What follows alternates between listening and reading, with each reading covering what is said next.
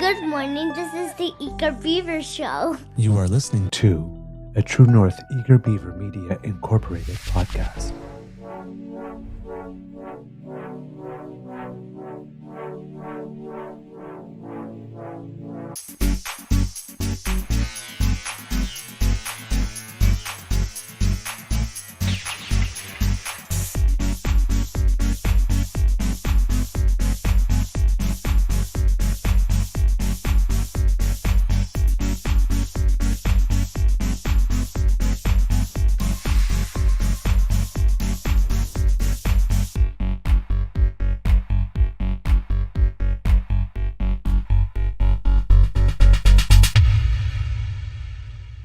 The True North Eager Beaver podcasts are proudly brought to you by our founding sponsors, the Misfit Mysteries from Corvid Moon Publishing, your source for science fiction, fantasy, and cozy mysteries featuring a broad diversity of characters.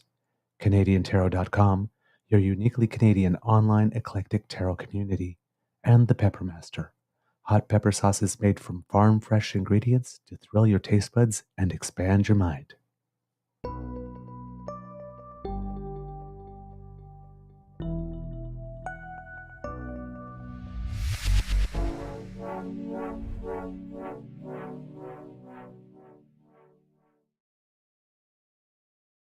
Okay, so this is clearly a casual Friday because we don't do late night Friday shows. And not that 9 p.m. is late night, but obviously the True North Eager Beaver podcast is a morning show.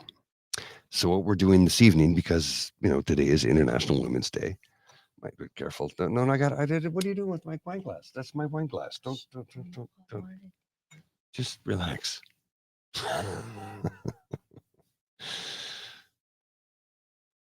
We're starting the show. It's a little rough. We will be smooth. There's an invite in the chat if you want to join in. I will help people join in the conversation for this evening. I am going to be hosting for just 2 minutes, and then my beloved wife, Bridget, will take over. It's her show tonight. It's all about International Women's Day. So she's going to sit down in this chair and say hello to everybody. A few people will join in. As they arrive, I will let them in the door. I'm going to sit outside the room so I can make sure that everything is done properly. I'm just simply a producer tonight, nothing more. Bridget is the host. So give me 2 seconds. I'll be right back.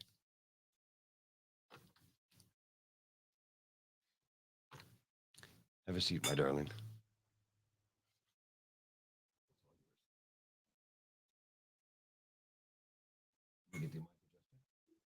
Have a seat. Oh, hello. It's International Women's Day, and we were attempting to join with James, blackballed at James Fiore, but I know that he's not. Oh, Dan, you're there. Yay! This is a lady takeover of the situation. So, oh my God, Dan. Yes, Cassie, I do, and you better join in. So, I get to run the show tonight. I'm gonna play with the mixing board, and but I wanted to say this is not my show. This is the show that I would love to have Cass in the mix, and Jen Waddell and Ray Girl, and all of the incredible women that I have met through the podcast to speak about their experiences. And I'm just going to talk until someone joins in. But I'll tell you, so my birthday is and was December 6th, 1972. So, sorry, I know I look like stupid, dumb, tired. Because I am, because of this foster dog. But oh, Toronto Dan. Oh my God, I'm so glad you're here. So I was born on December 6th. So every year on my birthday, and it's like it doesn't fucking matter that it's my birthday. But sorry, a lot of women were murdered. at École Polytechnique on that day. And I'll never forget it. And it's just horrible. But let's celebrate what's good. I'm so sorry. I have allergies right now. So I'm going to refocus and regroup. And I want to talk about some really good things. One of them is all of the good people who are in the chat. The fact that we're having this chat, the amount of support. Oh, Toronto, Deanna. So there's music that I would love to play for you, but I'm not allowed to because of I don't know, copyright. But one of them is Texas Hold'em by Beyonce. Another is Anything by Alyssa P, and she's from Newfoundland and Labrador. Thanks, Cassie. No, date night is like we're going to bed in like an hour.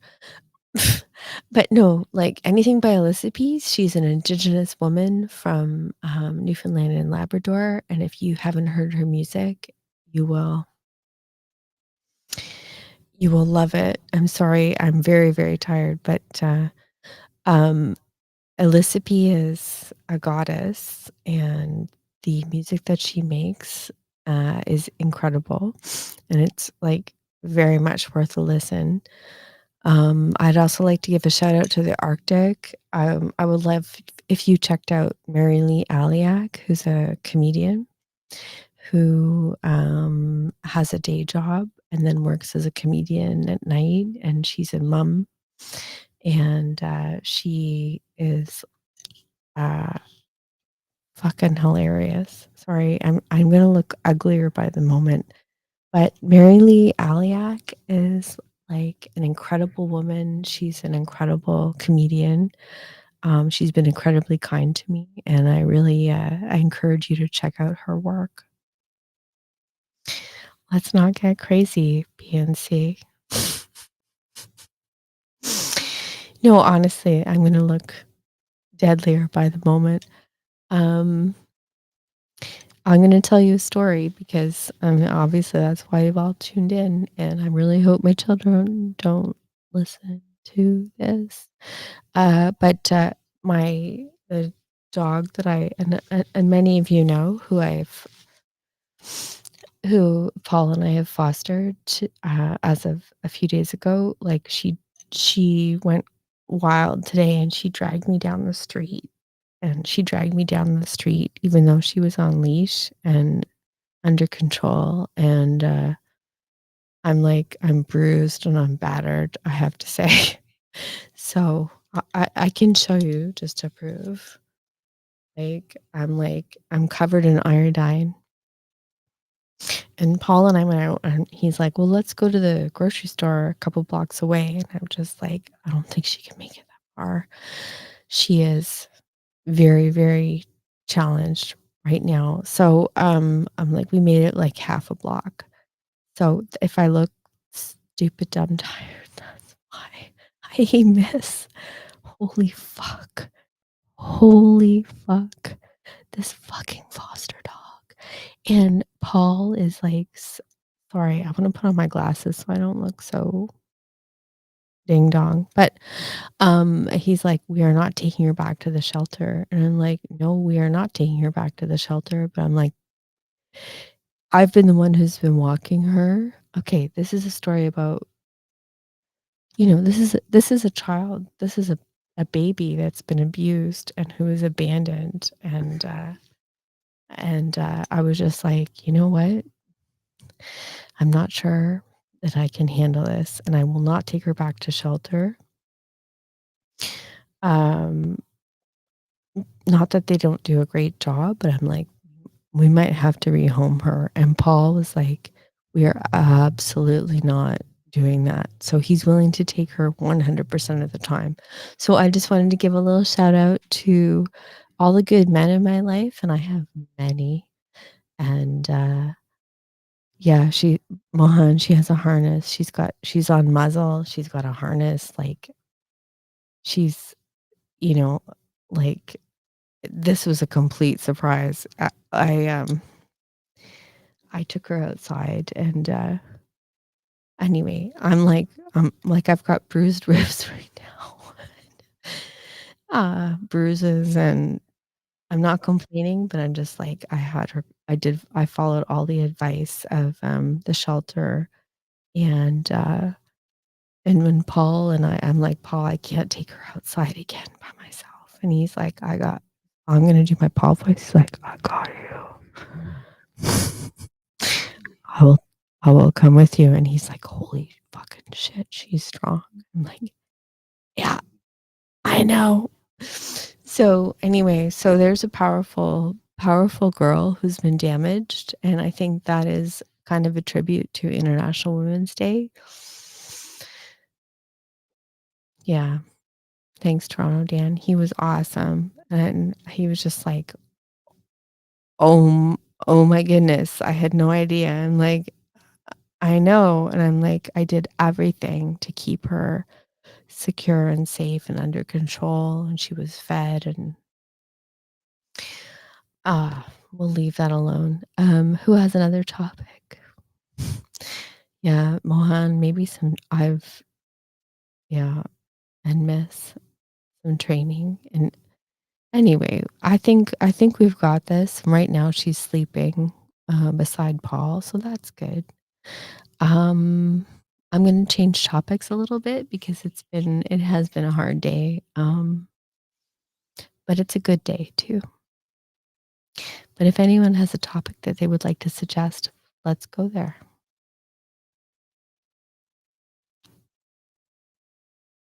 Yeah, yeah, yeah, you're right, Mohan. I was gonna talk about, I was gonna talk about, going to Costa Rica, which some of you have heard about. And I'm gonna repeat it, so sorry if you've heard it before, but, yep, my glasses are fucking awesome. Thanks, Mohan. I think this is about being brave and diving in, which many of you have done and will continue to do. Hey, Ellie. Um, Gosh, I was like, "Paul, we have to do this, like, the strong ladies are in." This is okay, this is the part of the bruise I'm not gonna show anymore, but, I'm like, "We are all so fucking strong. We are fucking strong," you know? Thanks, miss. Um, this was a conversation Paul and I had on the couch, and this is a true story, it's a full story, and I don't lie. Um, he's like, "You are the only woman I know who's not been abused." Well, I mean, I have been, but, he's like, "You should be dead by now." So I thanks, PNC. But, he's just like I'm like, I've I'm gonna go raw, but, like, I've never had an experience with a man that I didn't regret. I've been absolutely protected by men, absolutely protected by women. I was like, I used to go to bush parties in Kitchener-Waterloo and, like, get in the trunk of someone's car to get home, and they were high and they were loaded, and, they're like, "Yeah, we'll get you home." I'm like, "Okay." And honestly, nobody hurt me. And he's like, "What?" I'm like, "Nope, nobody hurt me." So I wanna say good things about women and men and all genders, but, honestly, like, I have had incredible experiences that, um, he can't believe. He's like, "Why are you not dead?" I'm like, "I don't know." So, one of the stories I told him tonight was I was like, "Yeah, I have some amazing friends who are men and amazing friends who are women, and, we went out, we were definitely, like, we were in university, we were, we were partying and nothing bad happened to me. I was just like, "Okay, let's come over to my place." Like, I live, like, down the street from the bar that we were gonna go to, and these are all my gentleman friends from high school, and they were like, "Yeah, we'd love to come over," and they did, and I could not have felt more protected.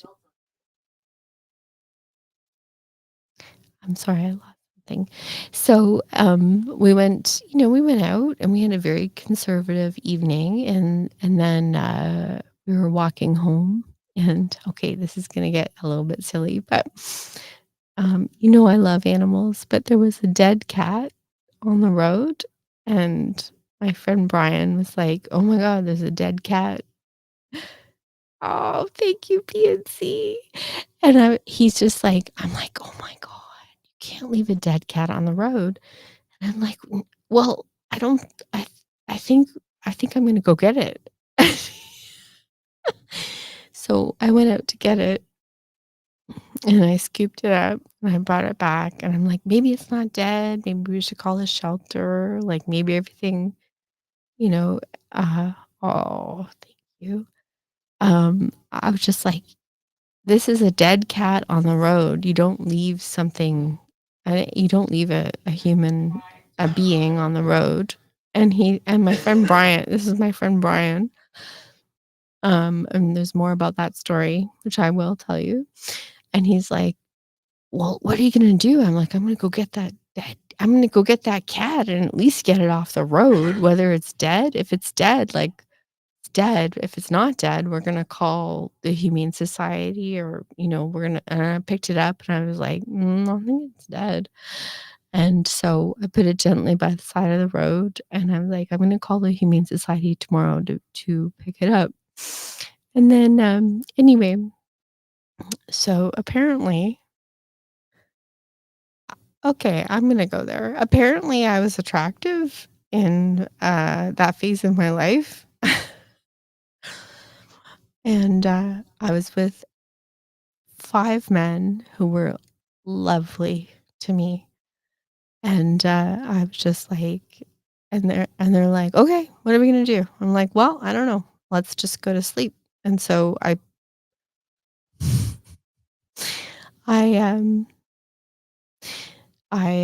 I trusted them, I loved them, and they loved me back, and, I slept in the bed with my friend, Brian. And if you're listening, thank you. He was like my brother. So he's just like, "Let's just yeah, we just gotta go to sleep." And, I'm like, "Yeah." So, and I'm like, "All right, that sounds good." Like, Paul is just, like, blown away by the fact that I was never hurt or abused by a man in my adult life. And, I just wanna say there's really, really good men out there, and I'm very thankful for all of them that I have met. And, this was really funny because one of the guys who was there, oh, pie,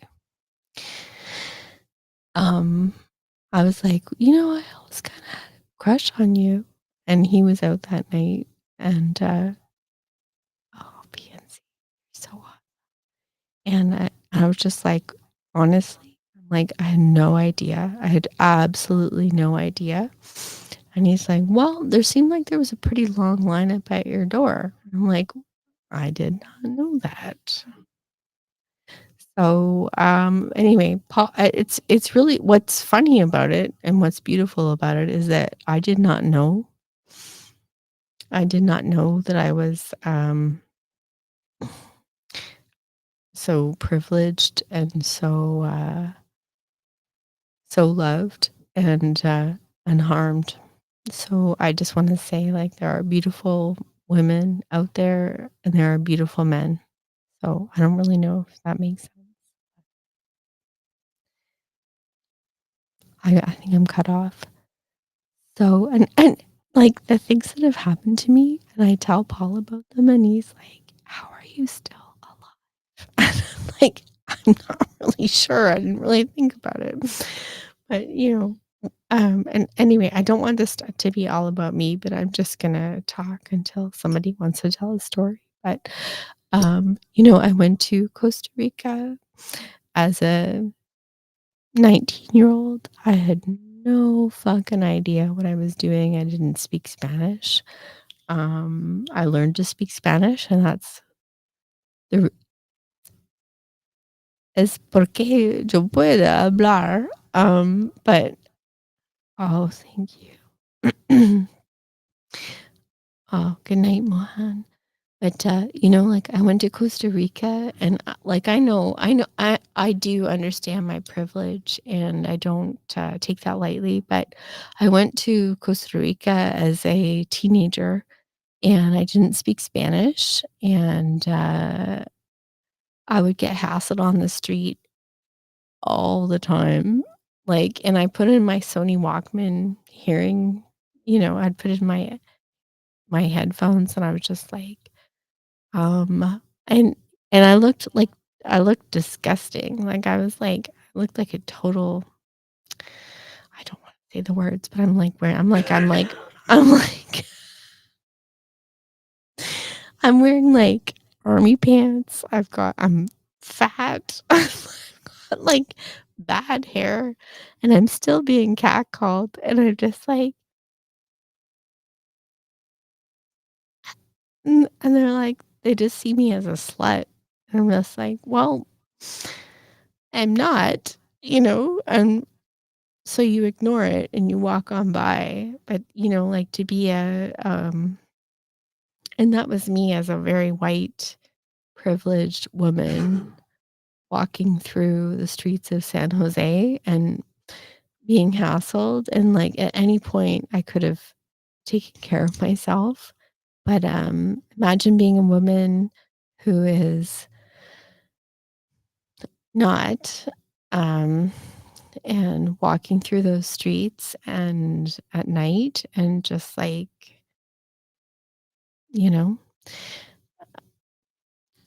to be, so threatened and harmed. And it's, I don't know. I don't know. I'm reflecting on that a lot today, I have to say. I would love for somebody else to take over because this is hard stuff. But I've worked a lot. I'll just keep going until someone wants to step in. I've worked a lot on gender-based violence. I've worked a lot in Indigenous violence against Indigenous women. And, I have a very, very dear friend who, uh, you know what? I know this is hard, so I'm going to give you a trigger warning. But, one of my friends who lives like right near here, right near Paul's, she's like I think she's the most powerful woman I've ever met. And she's an Indigenous woman. And she's walked into bars and been called a squaw. She's had her breasts grabbed. And she's like, fuck you, you fuckers. But like, she's like, she can't, oh, thanks, miss. But I'm like, like she, as a strong, powerful woman, how do you not be able to walk down your street to go to your local cafe, your local bar, or whatever, and be grabbed by your breasts and grabbed by your ass and called a squaw? She's like, Bridget, you have no idea. And I'm like, you know what? I do not. So I want to thank you if you want to follow her, Amy Eade, AMYEDE. I don't think there's a more powerful woman I've ever met than her. So she's like, this is why I don't date. I'm like, fuck. I don't blame you. Like, honestly, if you can't go to your local cafe or a bar and like just be calm and be quiet and have a drink or a coffee and be called a squaw, it's pretty horrible. So mad respect to Amy. Thanks. Miss, it's Amy, Amyede.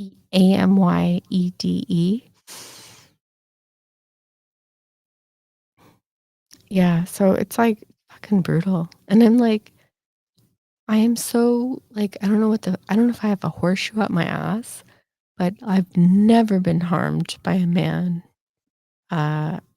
Well, I mean, I have, but not in not as a teenager and, like not, not in the ways that you would expect. Like, I've had such incredible men in my life, including my stepfather. I'd like to give a little shout out to my stepfather, who's Greek. He immigrated from Greece at 6 years old, and he is the kindest, gentlest man that I've ever met, other than Paul. And he he would go to the fucking wall for me. Like, he's so kind and protective, and he helped me trust men, and he would do anything for me. Yes, I know. I know you're tired, so I understand. But yeah, I'm just like, I'll just say, and I won't speak about my children, but my goodness, I wish Cassie was on the chat. But when my daughter gets on a bus or a train and she's 18 years old and she's a fucking goddess, and I'm just like, thanks, Pansy, for understanding. I'm just like, and I'm just like, text me when you get there. Text me when you get there. And she's like, why are you so freaky? Like, I'm like, this, I've walked in your shoes, and I know what can happen. And I'm just like, I just need to know that you're safe. And my kids are like, why are you so safety concerned? And I'm like, well, I've seen some things. And okay, I'm gonna go on and tell you, in the middle of the I told James this story, and we had a private conversation about it. But in the middle of the pandemic, I mean, there are a lot of unhoused people and people who are on drugs who are everywhere, including my neighborhood. And I understand that, and I have sympathy for that. But I had a really high guy climb onto my porch, and like he's, I don't know, like, he must be a really good climber, but he climbed up my porch. There's a police report about it, so I'm not making this up. He climbed through my bedroom window, and I was asleep, and I woke up. It was like 11 p.m. and I just ran.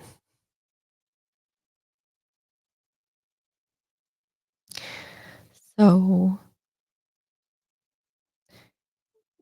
when people ask me, like, why I would like to be protected, it's just like, well, I'm a, I'm I'm not a single woman anymore. I have Paul, but I mean, this guy climbed through my window. He ripped the screen. He climbed through, and I got out just in time.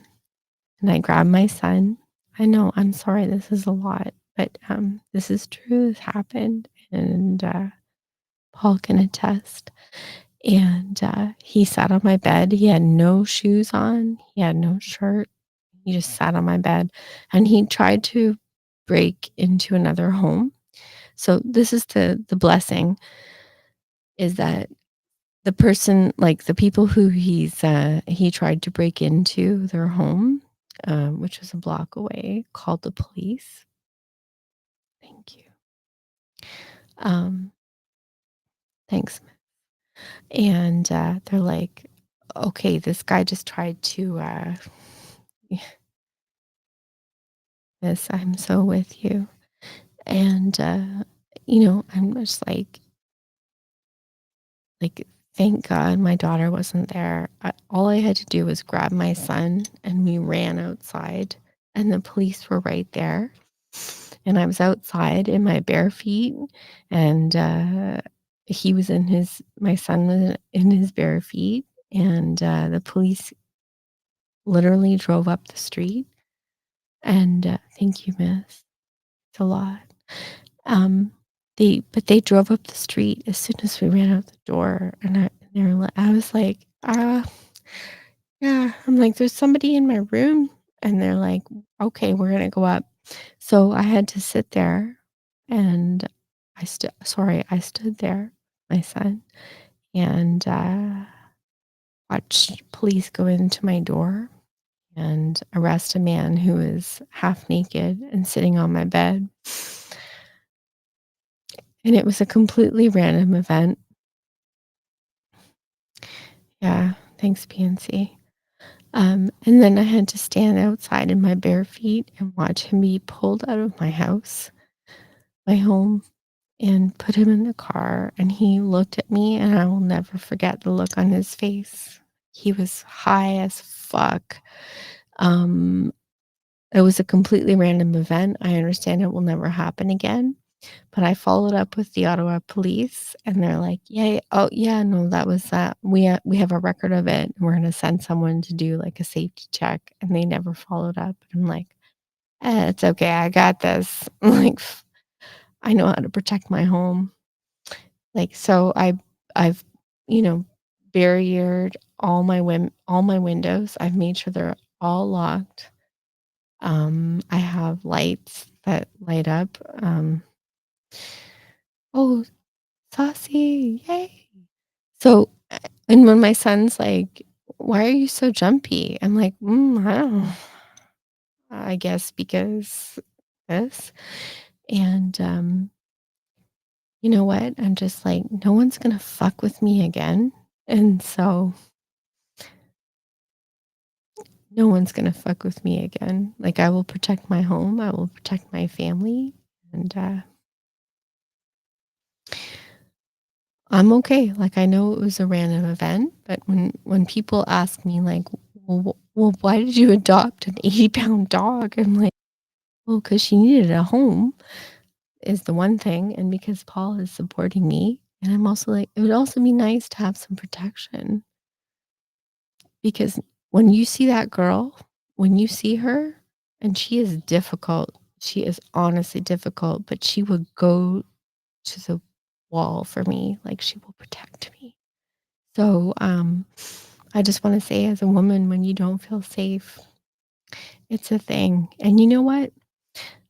I'm a white privileged woman who lives in a nice neighborhood, in a home, and that happened to me. Um, I'm not living in Gaza. I'm not living in Ukraine. Like, that's a lot fucking harder. Well, hello. Please, please take over, Jen.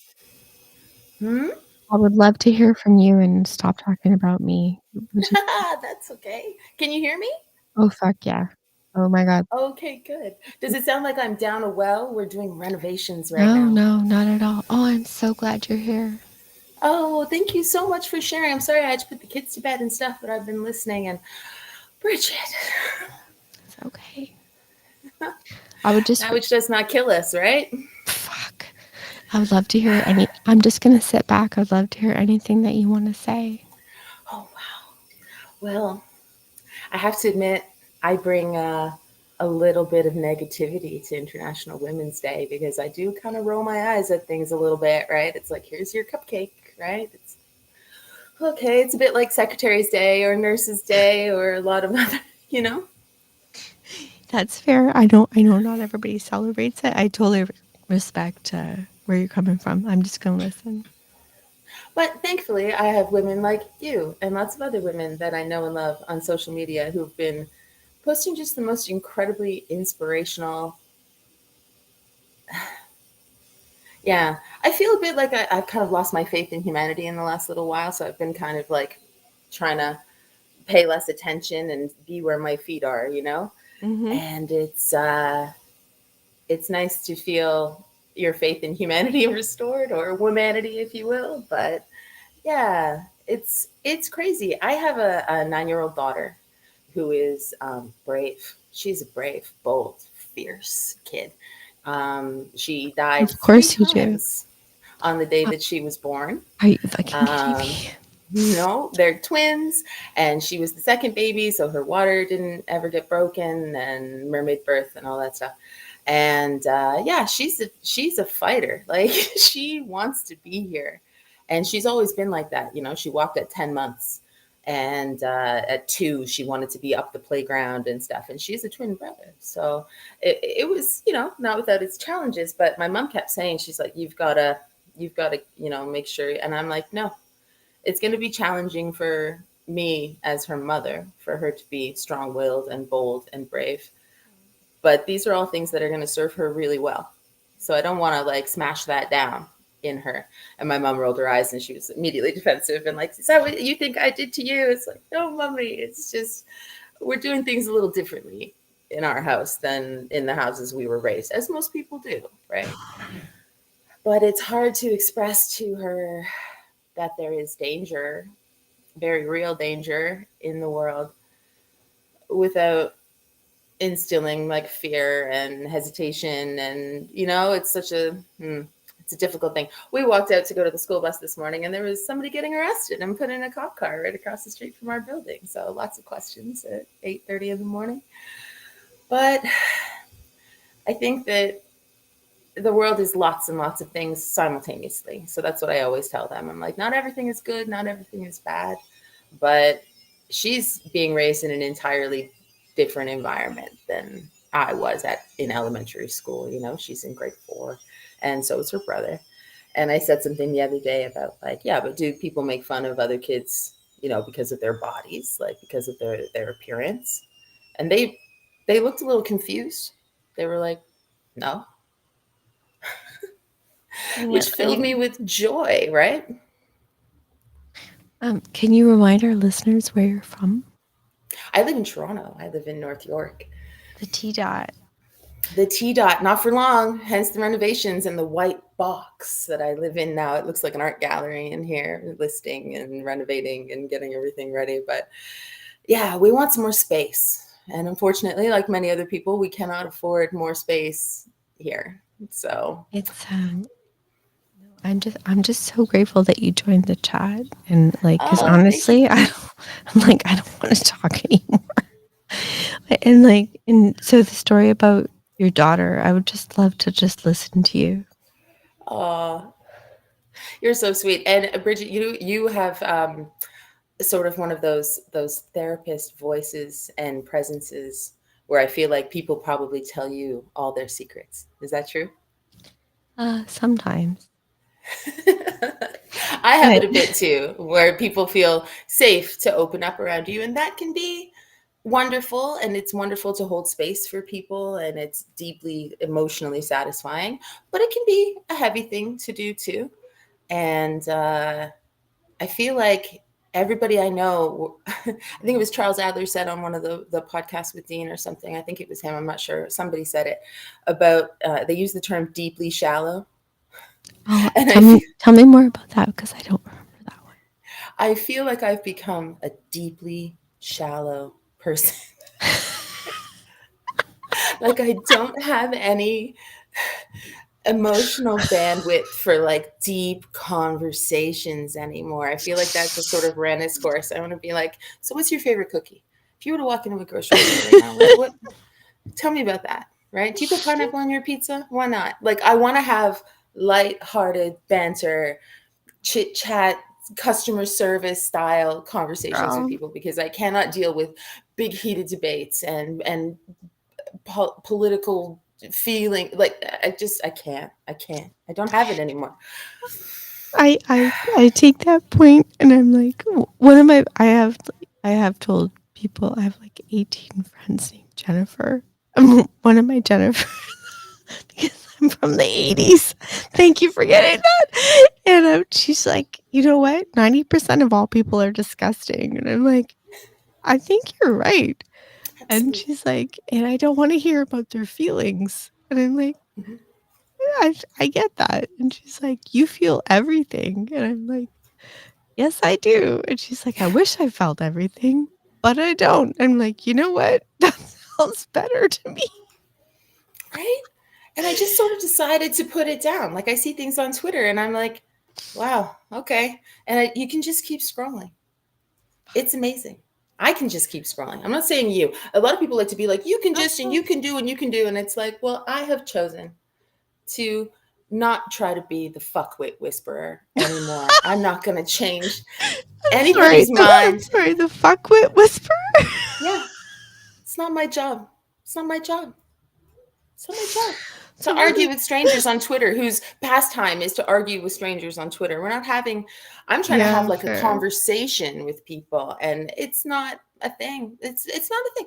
And ultimately it's like a lot of big situations that are going on in the world now that people have big opinions on for lots of big important reasons. And me having an opinion on that means absolutely fuck all. I actually wish you were my therapist.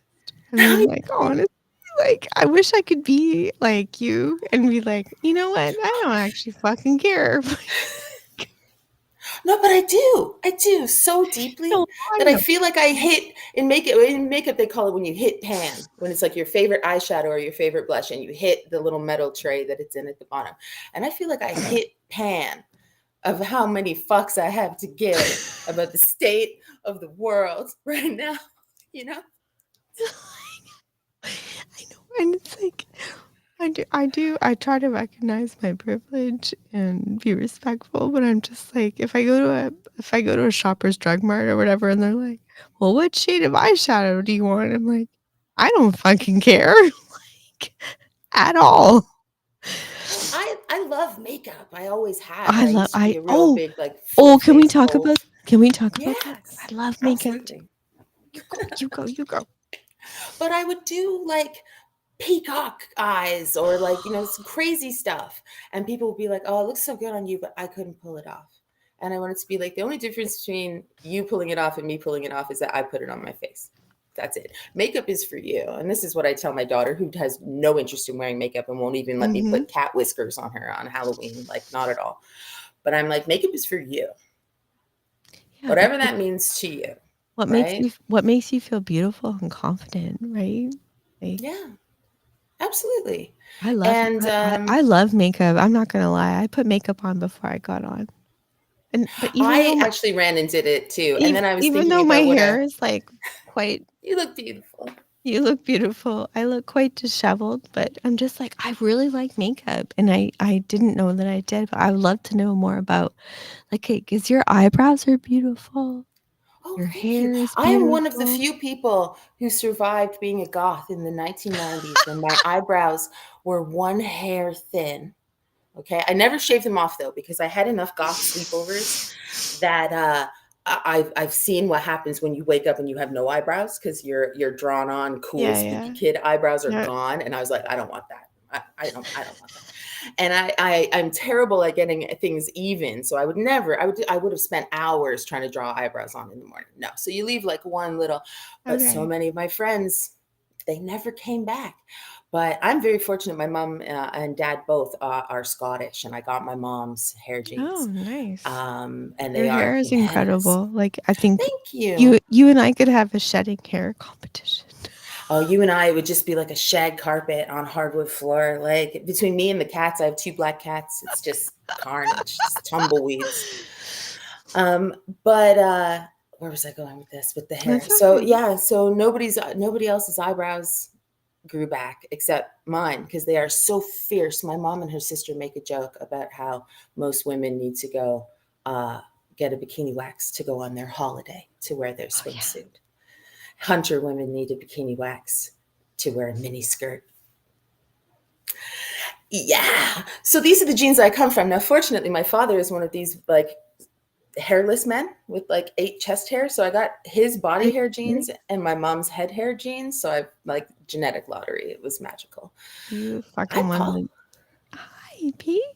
I just want to tell you, like, because I have a lot of hair too, and Your hair's gorgeous. It's so beautiful. thank you. Your hair is gorgeous too. And I went to No. I went to get threading done, and I've It's so bad. I went to get threading done on my mustache, and the woman was like so nice. It was actually right close to here, and she's like, I'm like, I just want the stash and the underneath part done, and I was like, thank you, that's exactly what I want. And she's like, do you want me to do your eyebrows and your forehead? Forehead, cheeks. They do my cheeks and my sideburns on my peach I do fuzzies and stuff. cheeks. And I'm I like- squeal like a piglet the whole time. It's so I'm like- painful. I'm like, I'm not a werewolf. Could we just do? And she's like, Please. do you want to have a boyfriend? I'm like, kind of. The audacity. It's horrible. No, it was so funny. And she's like, she was so kind. And she's like, I'm just going to do your forehead and your eyebrows and your cheeks and your this and that. I'm just like, oh, I guess she's like, you want a boyfriend? I'm like, yeah, okay. They do it to me too. They do like up the side of my nose. I'm like, I didn't even know I had hairs there. Like, what are you doing? And then they do it for about 1 second to me, and then they go, "Oh, very sensitive," because I come out of there looking like I fought a tiger. Like everywhere they put a thread, everybody's like, "Oh, threading." I'm like, "No, get away from me, please." I'm so delicate. I have to do everything myself because I know what's not going to irritate my skin, and I need 12 hours to be in the house so I can be red. My son walked into the bathroom. He's like, "What are you doing, mommy?" I'm like, "I'm just ripping hair out of my face, James." And he went, "Why are you doing that?" I'm so sorry. I really want to hear what Paul has to say, but I'm going to say, Yeah, sorry, Paul. We were chatting hair. Oh no, He's there. it's fine. Like, it's International Women's Day. We're in charge, girl. But my joke is that I'm like, when someone walks up to me in November and they're like, "Thank you for what you're doing to raise money." I'm like, "What?" Like, well, your mustache. Oh, November, you're hilarious. I'm like, well, all right, I'll take your money, but not really actually. Well, and now I'm getting into all this with my daughter because where she goes to school, it's pretty even. We live in North York, and they go to school at like Young and Steel, so it's pretty even mix of Persian and Asian Oh, okay. populations, right? Yeah. There's a lot of. So already, I want to shave my legs. She's 9. I know. So and navigating. Sorry, you go. No, navigating that and trying to be like, it's your body and you can do whatever you want. And then she's like, but you, and she runs her hand up my arms because I shave my arms too. Like I hate body hair on myself. I'm not there for it. And I'm like, yeah, because that's my body and that's what I want to do. And she's like, well, I want to shave my legs. I'm fucked. Like, so I was like, okay, well, we can explore that. And, I can show you how to do it. She looked me dead ass in my face and said, no, you can just do it for me. And I was like, no. You want to be a big girl and shave your legs, you got to do it yourself. And she's scared of like the razor and cutting herself with it and stuff. So we pumped the brakes on that one, thank God. But it's so difficult to navigate, because I want her to, feel like it's her body and that it can be whatever she wants it to be. But what if she wants it to be not hairy? Like, it's oof. I honestly, I really hear that, and I really do want to hear what you have to say, P. But and I'm not going to name. Well, I'm going to say it's my kid, and like I was always thought that I should shave my armpits and my legs because that was you're supposed to do, and your hoo-ha a little bit, like tidy it up. And my daughter is just like, I don't fucking care. And she's just like, I'd like to get my arms waxed, but I'm gonna let my pits grow. And I'm like, all right. Yeah, that's your body. You do what you wish. Lots of young women like who are in their 20s and stuff, and they're like, "No, I've never done it," and they're like bleaching and dyeing their armpit hair pink and stuff. And I'm like, "Fuck, this is awesome!" Like, I know. I'm like, it's your body. Do what you want. And Yeah. I'm going to go there because it is International Women's Day. And Let's talk about Bush. No. let's talk about Bush. And like, if you want to go full Bush, go full Bush. If you want to, if you want a vajazzle, that's your choice. If you want And to, people often talk about how it's like, oh, well, men don't like it or whatever. But I know a significant amount of men who are like, oh, I don't like it when it's like prepubescent. Like that freaks me out. And I feel like it's all of my sort of like 40 and up kind of like male friends who I've heard speak on it. Right. Yeah. I don't know what the young guys are doing, but it's interesting because I'm a child of the 80s. I was born in 1981. So I remember when Bush was a thing and body hair was a thing and you could see, like you would see it occasionally. But yeah, and then the 90s and the early 2000s happened, and what a world, right? So I'm like, you know, one of my best friends, I won't say her name, but her name, well, okay, her name's Lisa, but I won't say the rest of her name. shout And out to she's, Lisa. shout out to Lisa. And she's just like, I'm like, what? Like, she was one of my advisors when I left my marriage. And she's like, okay, first of all, don't date anybody from the neighborhood. Anyway, that didn't really work out. And then she's like, I'm like, do I shave? I don't know what to do. And she's like, oh, Bridget, I don't fucking care. She's like, I've got 3 boys. I'm running a business. I don't fucking care. And if Right? they Bigger want fish in, to fry. she's like, if they want in on this, she's like, then this is what you get. And I was like, that's a good point, Lisa. Not a big deal I when know. you I'm just realistically like, think I about it, know. right? Like it's not a big deal. So, Oh my goodness, Jen, I could not love you more right now. Yes, oh, I'm so I nice to chat with you. I always sort of see you when you're on, and it's no, fun it's to so like. nice to I'm so glad you came online. Yes, Toronto Dad. I Absolutely. did just say sorry, Toronto Dad. I did just say VJJ. So my daughter used to call it. She's like, Mom, this is, and I'm not gonna say her name, but she's like, she calls it her PJJ, and I'm like, what are we talking about? She's like, my pagina, and I'm like, oh, that is important to talk about your PJJ. So cute. If that's Mike the used vagina a little bit when Katie was a baby because he said that he was uncomfortable with her having a vagina because she was such a tiny baby. So he said that she had a pagina, and then it became her pagina, which became Padgy, which became Padge. We were so sleep deprived at the beginning. Like we have some of the dumbest jokes. But I feel like we're very blessed as a couple to have had a newborn twin experience because it's kind of like we're war buddies. Like Mhm. we've been through some shit I together. believe that.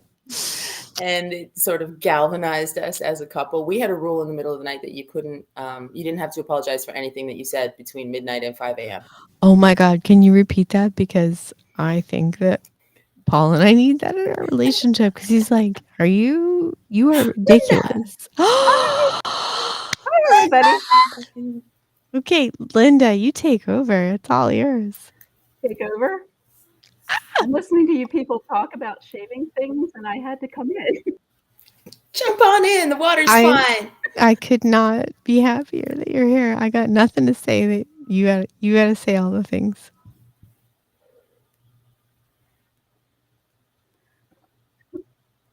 Oh, nothing will kill it I'm like being hearing, like, okay, and go.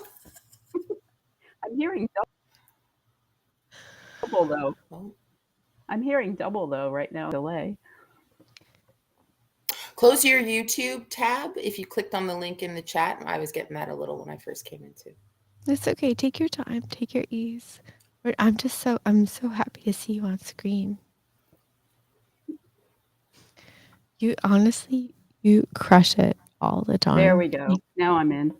Mm-hmm. Yeah. You go, Now girl. I'm in.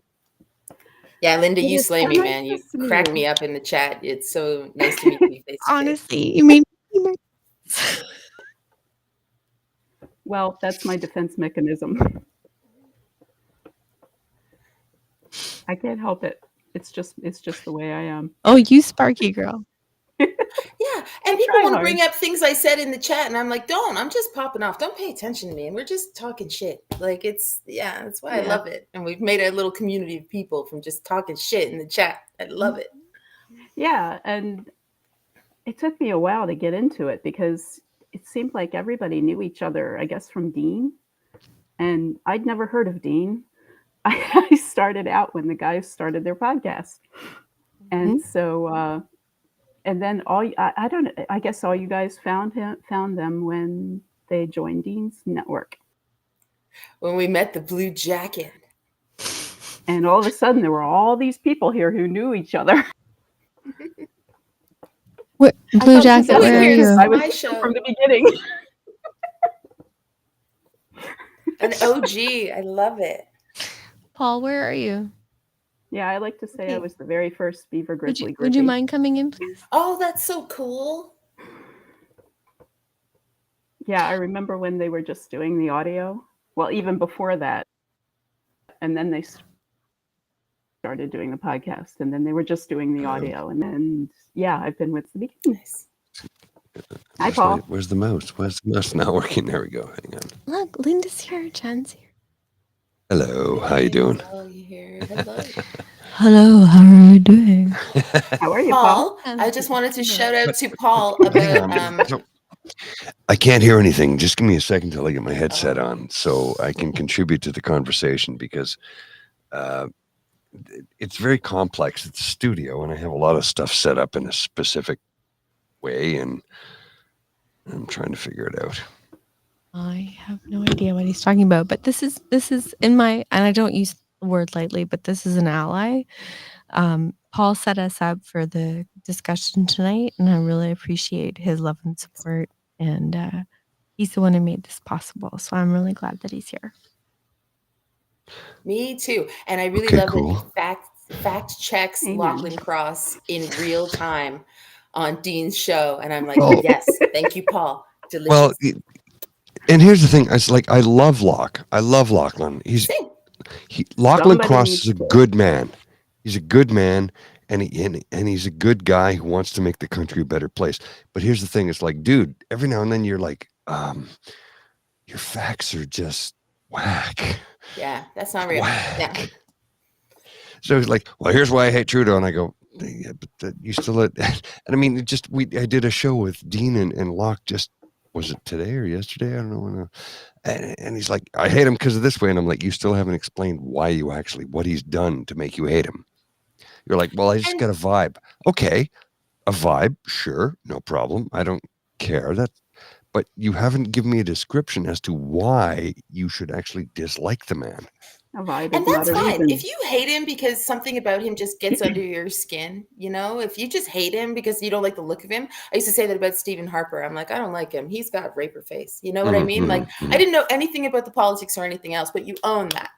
You don't be like, I have reasons. And then it all comes down to the fact that you just don't, it just doesn't do it for you. Well, Some and have the their thing good was, reasons. the thing was and every time I have this conversation, I go, so why do you hate Justin Trudeau? Well, I just hate him. Okay, but why? I don't care that you hate him. You can hate him all you want. Are you leaving? What? Oh, okay. I'm gonna switch page. Whoa, no. There's cords. There's cords here. You gotta take your headphones off. There's lots of stuff. Lots of moving parts here. I don't care if you can hate Trudeau. I don't care that you like him, hate him, love him. Doesn't matter to me. But be valid in why you do it. So if you hate him because of his policies, okay, which policies have harmed you? I've yet to hear a single person tell me which policies have actually been harmful to them. And if you're not rich, if you're not rich, and most of us aren't, they go, well, the carbon tax, and I go, you actually get more than you pay into it. What? Well, I don't know. I don't really know what to say, but honestly, You invited me in. I'm going to talk. Yeah, no. I'm going to talk if you invite me in. Oh, yes. Okay, we'll pivot back to Bush in a minute. Don't worry. Oh, fuck yeah. Well, I got a studio mic. I got a studio mic right here, so I can sound Sorry, really sexy. and my hair looks like There we shit. go. sexy. No, but But Bridget, yeah. I ran and put makeup on because I looked at you and I was like, oh no, Bridget looks come really on, cute. I'm shut going to the go put front. some makeup on. And then I realized that I'm a hypocrite because I tell my daughter all the time that beauty is not the currency that you pay to exist in the world, right? So why And do we yes, feel like we have to put makeup on? Why are we Mhm. shy about being I in front of thought the about it camera, and I right? said the hell with it. Yeah. Fuck I Yeah. it. thought good for about you, doing Linda. that before Yeah. I came in and I said the hell with it. I don't Yeah. wear it And all the Yeah. time anyway. Why would I start now? that's why Yeah. you're both goddesses. So I just put a lot of different lights on me to make me look a little less I'm younger. gonna put makeup on him in a second. No, you're not. It's not happening. It's never going to happen. Consent is important. Normalize the nail polish.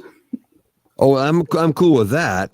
It's not something I would wear only because it just doesn't work with me. But I'm cool with that. Like a lot of fellas I know wear nail polish, and I'm like, cool, I like it. They're like, really? I'm like, yeah, it's badass. They're like, really? And I go, All the little punk rock boys used to wear the well, nail polish back that's in the the thing. day. It's It like, was a you really But it was good always excuse to get a black. boy to put his hand on your thigh so you could paint it. Jen, you're so fucking boss. I told I am definitely. okay, there's way too much estrogen in here Oh for me. I no. got to get out. I got to get out. No, we need a Happy little more. International Women's Day. Well, this is the thing. I shouldn't be You here. talk more. Why? Why? I Because you're shouldn't. like, honestly, you know what's irritating is that he's a little more feminist than me sometimes, and I find that irritating because I'm like a fucking don't know hardcore about that. feminist. And he's just like, well, you shouldn't say that about women. And blah, Did- blah, blah, blah. Did I'm you just like, put a cup of water on my $4,000 work computer? Possibly. But you know, I'll tell you, like, No. don't leave, babe. Definitely. Say one more thing before you go. One more thing. What? I was being literal. Say goodnight, Cookie. Good night, Cookie. All right, we're kicking him out. But If you're old enough, you'll know what that means. I have no idea what that means. But I'm older than you, and I don't know what that means. honestly, sometimes he says things, and I'm like, I don't know what you're talking about. But I'll tell you, like, so I'm very blessed to have a son and a daughter, and this, I'm like, this is not probably good parenting, but this is what I did. And my son I'm just like, you need to trim your nails, like they need to be trimmed. And he's like, I don't want to. And I'm like, well, if you don't, I'm going to paint them pink while you're sleeping, you know? And he's like, okay, I'll do it. What's wrong with pink? Oh, well, he doesn't care. Like, he's very fluid, but you know, right, Linda? Like, I'm just like, Yeah. better This is a conversation I have with my Stitchers ladies all the time. Oh, good Lord. I want to hear your stories all night. We it's a group in town. We make quilts for food banks and homeless shelters and women's shelters and anyone else who needs them. And they're constantly talking about needing men's quilts for the homeless shelters. And I'm like, color does not have gender. And I keep repeating this over and over and over again. I said, these people are in the cold. They need warmth. They're not going to care that there's pink in their quilt. And color does not have gender. Anyone can like any color for any reason. And I'm starting to get through to some of them because one woman is starting to repeat back, color doesn't have gender. Yes. That's fucking amazing. I'm making a breakthrough after 7 years. How did Amazing. You have a tagline and everything. I love it. Right, Jen? And like, So Linda, good. It gets Okay, so through. Linda's doing it with Something the to get quilts. through. I'm doing it with soap because people come in all the time and they're like, where's the men's soap? And I'm like, we make soap for I'm all like, human skin. I don't know what that is.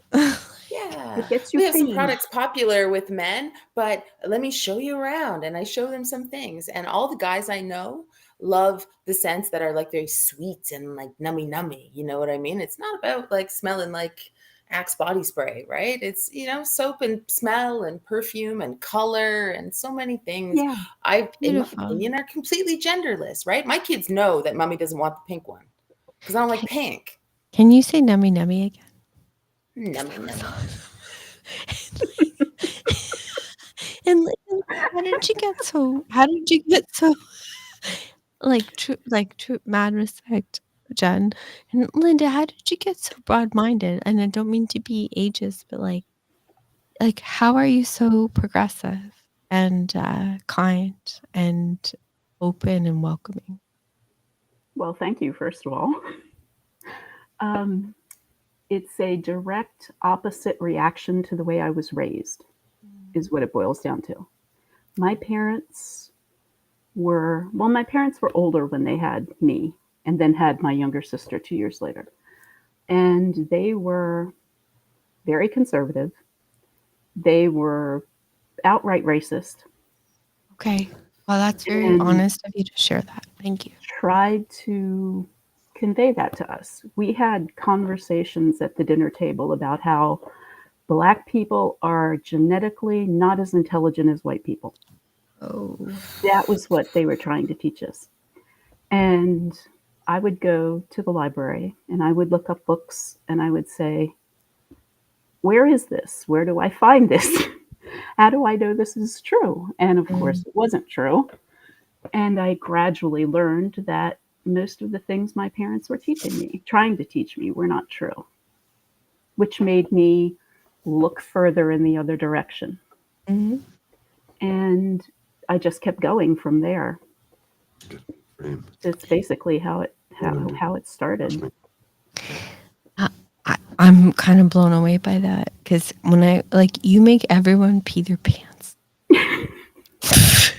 with it. No, honestly, I mean it. Like your honesty and your kindness is unbelievable, and I'm just like, where did she come from?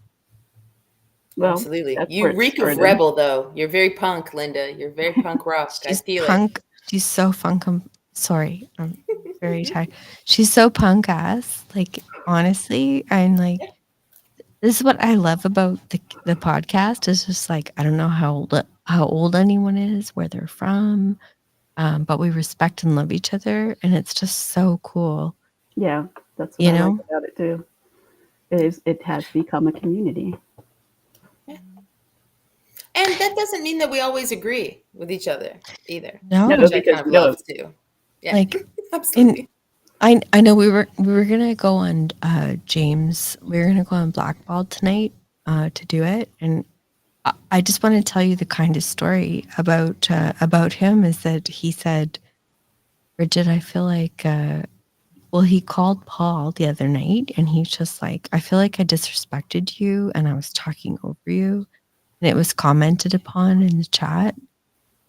And I was just like, I don't, I don't care. Like, it's fine. I can hold my own in a sausage party. But he was so deeply apologetic and he really wanted to do the cast tonight. And I'm just like, but his daughter's sick. And I'm like, that's the priority, you know? So so he's like, he said he was very kind and he said, Bridget, like we are so different in so many ways, but we are alike in some ways. And so if you'd like to do more podcasts, let's do it. I'm like, absolutely. So like he's a really great father. He's a really good man. And you know, he doesn't disrespect his ex-wife. He's so passionate about taking care of his daughter. And that's why why we didn't do it tonight because his daughter is sick. So I'm like, I have mad respect for that. And that's just been a thing. Like it's been a horrific winter for childhood illnesses. I called my mom in Florida and I was like, no, we haven't been sick for a few weeks. It's been really nice. And she's like, well, because you fucking had it all already. Like we were just sick for the whole autumn. And it's very normal and usual, but nothing ever cleared up. So we weren't like better before we caught something else. And it's it's intense how much time. I told my boss, I was like, the only time I'm ever going to call in is when my one of my kids can't go to school and I don't have childcare. Yeah. Like that's the only time. Like if I'm sick, I will take a cold pill and suck it up and come to work and wear a mask and like, you know, I will make it work unless I'm dying. But you can't do that when your kids need you, your kids need you. And I don't care. Fire me. Like I don't fucking care. And that's you. We're just like, and this is you. But you're like, nope, I'm good. I'll be there on the meeting. But I'm like, if it's my kid, no. Well, I think that's what you were saying. we've also been taught as women through, if you've ever had a female body and sought healthcare for it, it's a thing where it's like, you're fine, suck it up, take some medicine and keep going. And I'm also trying to model for my children that when we're sick and you need to rest, and we stay home and we rest. And I find that I rest when I'm sick to model it for them, that it's okay to rest. I saw a scary thing the other day that said, were you raised in a household where you weren't allowed to do anything fun until your chores were done? And how does it feel to never, ever feel like you should be resting ever because you were raised in that environment? And I was like, oh, shit. Because that was the way it was in my house. You couldn't turn the TV on until all your chores were done and your homework was done and all those sort of things. But now I'm an adult, and it's just a constant cycle of things that have to get done. So I never sit down. Right? Yeah. I You never really unlearn the lesson. Yeah. Linda, do you have experiences like that? I don't have any children. I never did. That's okay. I But bet I you're. do I bet have- you're an auntie. I am an auntie. My Of course sister you has are. 3 children. And you know all what? grown. Aunties are as important as mamas. Absolutely. I hope that I helped when they were little. I hope I did. Yeah. They're all doing pretty well grown up. I mean, you serve as an auntie. You try. You do your best, just like any parents do. You do your best without knowing really what you're doing until you're actually doing it. And then you just work it out. Honestly, I really respect aunties, and I'm very grateful to be an auntie to my ex's kids, like the kids that are from his marriage. Sorry, I'm not being very coherent. His sister's children are still in my life, and I am so grateful that they still call me auntie. And I have children on my street who've adopted me as an auntie, and like it's as powerful as being a mother. And I know that not everyone gets to choose if and when they're a mother. So, mad respect for you, Linda. Oh, auntie is a very powerful relationship in Indigenous communities for very good reason. Can you tell me more about that? It's something I'm still learning about because it's hard to understand if you're not in the community itself exactly what the importance of all these relationships are. But it's different from parents, but it's also someone who you look up to in your community who is close to you. And I don't know how to explain it very well. I would love for you to take the time to explain it because, and I'm sorry, I'm not remembering that you're from Indigenous community, but Oh, I'm I not. do. I understand the importance of aunties, having been adopted as one, and like it's so powerful. Like when someone tells you, like, I'll give you just to give you a beat, and I'd love to hear more about your experience, but. Some of the kids on my street have adopted me as an auntie, and I've never felt so honored. That's great. That's cool, man. Yeah, shout out to the aunties who are of no blood or familial relation. One of my closest and dearest aunties when I was a child was my Auntie Isabel, who lived next door. I grew up in an Italian community in Hamilton. And and she had 4 sons who were all grown up and moved away by the time I showed up with my little blonde pigtails. And we just used to hang out. I'd walk from my house across to her house. I wouldn't even put on shoes. I'd just go bang on her door and wash her dishes and watch Young and the Restless and shit. It was great. YNR at 4:00. Right? Every day. And her husband Tulio he was the sweetest pea, and he had fruit trees in his backyard, and he used to make wine, and he grew tomatoes and everything. And he told me that any fruit that fell on our side of the fence was mine.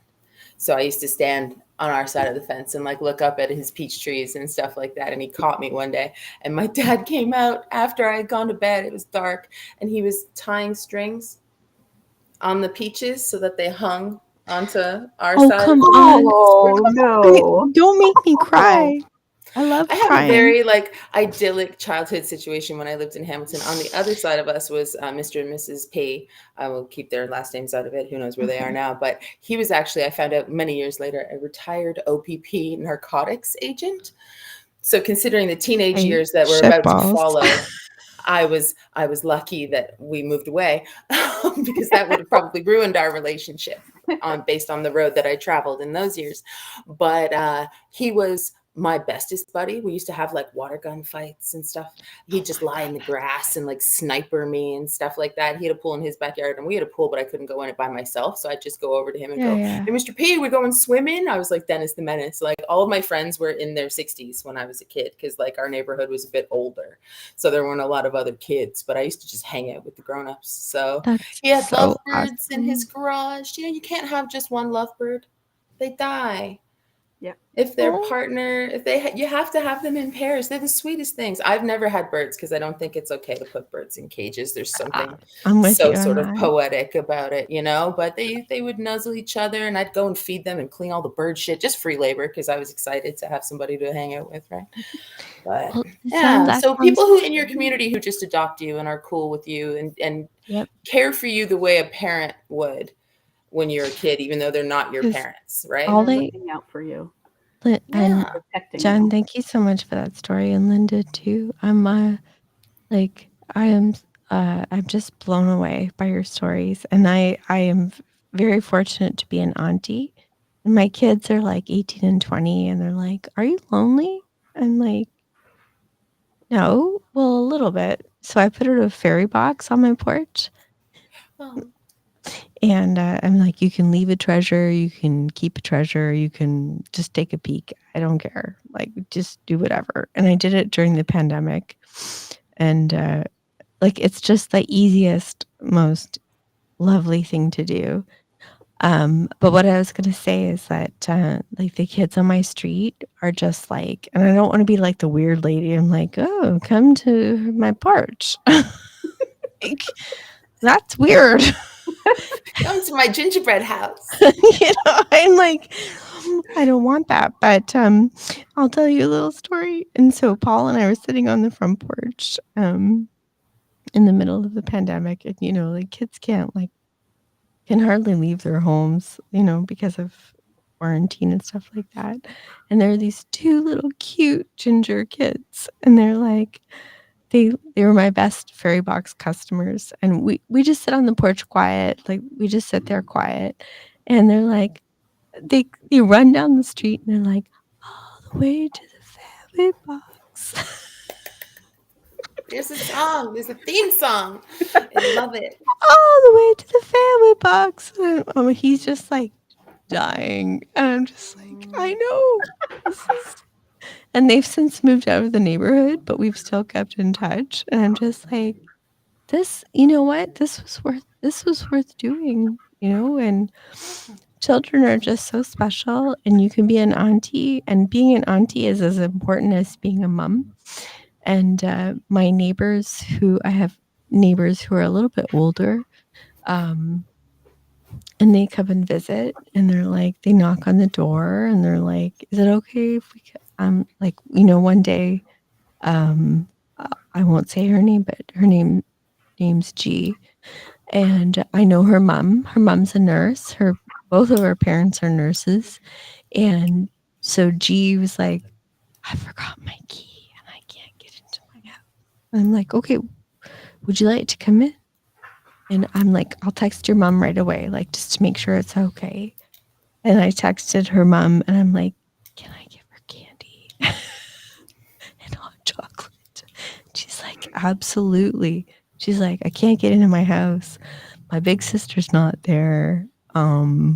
She's very comfortable with me, and I was just like, I was so honored, honestly. I was so honored.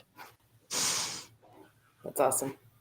And so I've told my kids, I'm like, yeah, I know you guys are leaving. You guys are older. You don't need me, and that's the way it should be. You're launching and as it should be, but I'm just like, it's okay, I got backups. Exactly. It's perfect. My kids are lobbying to get a dog, and we already have 2 cats. And I'm like, no, I'm getting a dog when you go off to university and I'm sad. That's when I'm getting a dog. I'm not getting a dog now. I can't keep any more alive. 6 is all I can do. I'm the auntie to the kids at the bus stop because I have anxiety. So I'm always very early to pick the kids up, and I just like sit in the cold at the corner. And sometimes it's happened that the bus came a little early and none of the other parents are there. And the protocol is that if you're not there to pick your kid up, they take them back to the school. But in our case, it's very far away. So I was just like, no, it's okay. Everybody's parents are coming. We have a WhatsApp group, and we do. But I just had 10 children. Just like kidnapped 10 children off the bus. And the moms are running up the street and stuff. You know, I can see the cars pulling around because the bus was like 4 minutes early or something, but it was enough to like mess with everybody. And I do it all the time. I'm not going to let your kid get back on the bus. Okay. I'm going to bring them back to the lobby of our building because most of us live in this building. I'm going to send you a message. Some of the kids are really little, and I'm not going to just let a 4-year-old stand on the sidewalk. Of course. No. Oh my goodness. I don't know if you saw the chat, and I don't know how to respond because I can't respond in the chat. But you just got so much respect from Miss Sarika that like that's what you do. You're a mama and you're an auntie, and you don't let a 4-year-old stand in front of. You don't let. And please don't let my kids do it either. Like, take care of my kids. Like, we have a good community like that. So we're very lucky to have that. Because when people say, "Oh, it takes a village," it's like, yeah, well, where's this fucking village? Like, we have to build it. Like, it's not easy. And I just want to say what Miss Sarika said. She said, Jen and Linda, I just want to say that my daughter came upstairs and asked about the podcast, and I told her about how you joined Bridget, and she thinks this is the sweetest thing. So you know what? This is not me. This is you. Like you take a 4-year-old off the bus and make sure that kid's okay. And that's what you do too, Linda. Well, we try. Absolutely. Can you take a bow, But I have to Linda? admit, it's a bit scary when you're street proofing your children, right? Because I was like, if you get lost, find a lady. I always tell them that. Find a lady. Go find a lady because she'll take care of you, right? Yep. And maybe that's not as true as I think it is, but I'm always like, no, just go find a lady. Go find a lady who works at the place. That's what you do. It's the safer alternative. It does seem the safer alternative.